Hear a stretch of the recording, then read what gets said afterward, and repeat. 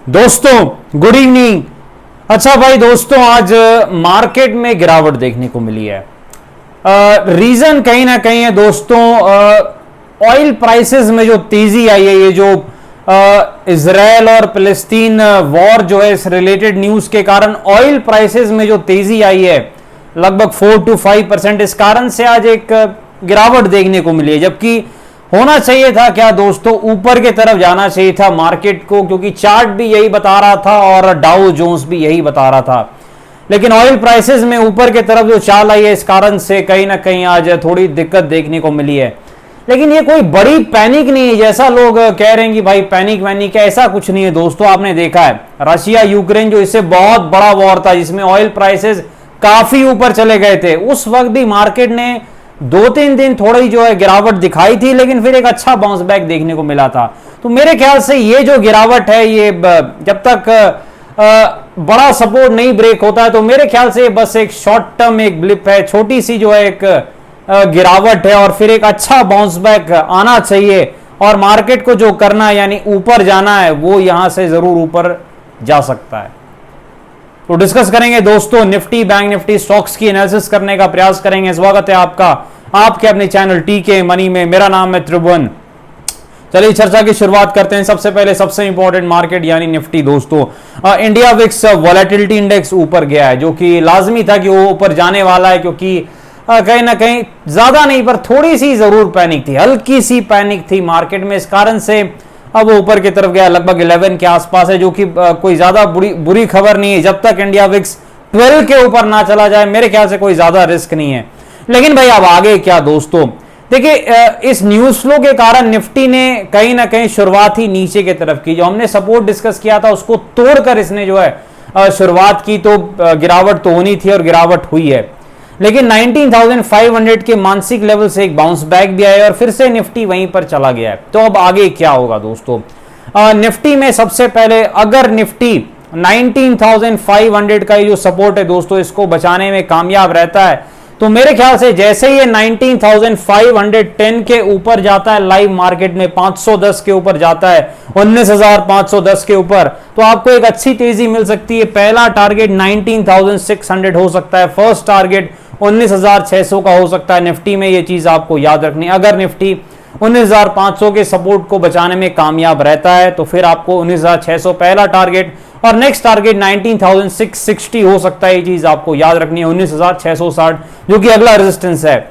लेकिन अगर किसी भी कारण से जो मानसिक लेवल है 19,500 का, ये जो लेवल है और टेक्निकली भी एक सपोर्ट है, अगर वो ब्रेक होता है तो फिर दोस्तों गिरावट आपको देखने को मिल सकती है, क्योंकि जो नेक्स्ट सपोर्ट है वो 19,420 के आसपास है, 19,420 के आसपास है निफ्टी का नेक्स्ट सपोर्ट। तो यानी अगर 19,500 का सपोर्ट ब्रेक होता है, तो लगभग 70 से 100 पॉइंट की गिरावट निफ्टी में आसानी से देखी जा सकती है, क्योंकि बड़ा सपोर्ट लगभग 19,400 के ही आसपास है। ये चीज आपको याद रखनी है, वहीं से फिर रिवर्सल आ सकता है, तो ये चीज जरूर आपको ध्यान रखनी है। सपोर्ट ब्रेक होगा तो 50-100 पॉइंट की गिरावट तो लाजमी है, इसमें कोई शक नहीं, ये चीज आपको याद रखनी है। तो तेजी का लेवल क्या रहेगा, 19,510 के ऊपर अगर निफ्टी निकलता है तो ये पहला लेवल है तेजी का।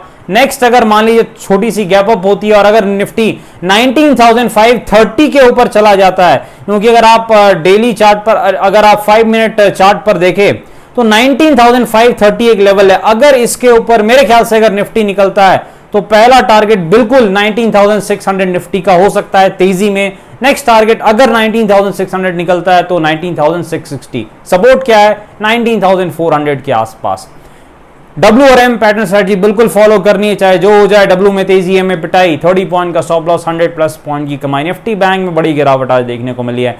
निफ्टी के मुकाबले निफ्टी बैंक की पिटाई ज्यादा हुई है। निफ्टी बैंक में कब आप मंदी कर सकते हैं, 43,800 के नीचे अगर निफ्टी बैंक जाता है, 43,800 के नीचे अगर निफ्टी बैंक जाता है, तो आपको मंदी दिख सकती है। और फिर आपका टारगेट क्या रहेगा, फिर आपका टारगेट रहेगा नेक्स्ट सपोर्ट जो कि 43,550 के आसपास है, 43,550 के आसपास है निफ्टी बैंक का नेक्स्ट सपोर्ट। ये चीज आपको याद रखनी है।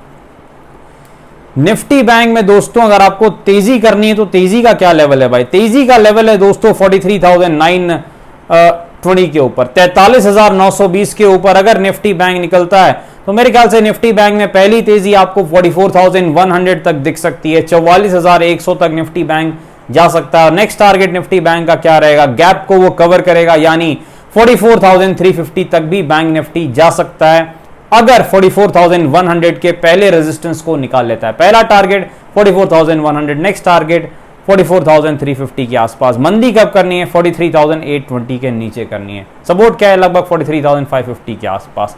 यहां भी WRM पैटर्न स्ट्रेटजी फॉलो कर सकते हैं। डब्ल्यू में तेजी है, में पिटाई, 70 पॉइंट का स्टॉप लॉस, 300 प्लस पॉइंट की कमाई। चलते हैं स्टॉक्स में, अदानी पोर्ट्स के पास चलते हैं भाई। अदानी पोर्ट्स में बड़ी गिरावट देखने को मिल रही है, तो भाई अदानी पोर्ट्स का सपोर्ट कहां पर है, 750 के आसपास एक अच्छा सपोर्ट है। अदानी पोर्ट बहुत ज्यादा नीचे से भागा है दोस्तों, तो प्रॉफिट बुकिंग दिखा रहा है। 750 के आसपास के सपोर्ट से अदानी पोर्ट बाउंस बैक कर सकता है और एक अच्छी तेजी दिखा सकता है। पीएनबी का भी वही हाल है दोस्तों, पीएसयू स्टॉक्स में अच्छी तेजी हुई थी, तो प्रॉफिट बुकिंग भी अच्छी खासी हो रही है। सपोर्ट कहां पर है पीएनबी का, 69 के आसपास एक अच्छा सपोर्ट है। सेल के पास चलते हैं, सेम सेल का भी हाल है, लेकिन सेल एक अच्छे सपोर्ट के नजदीक आ रहा है, 84 के आसपास। सेल भी यहां से एक बाउंस बैक दिखा सकता है।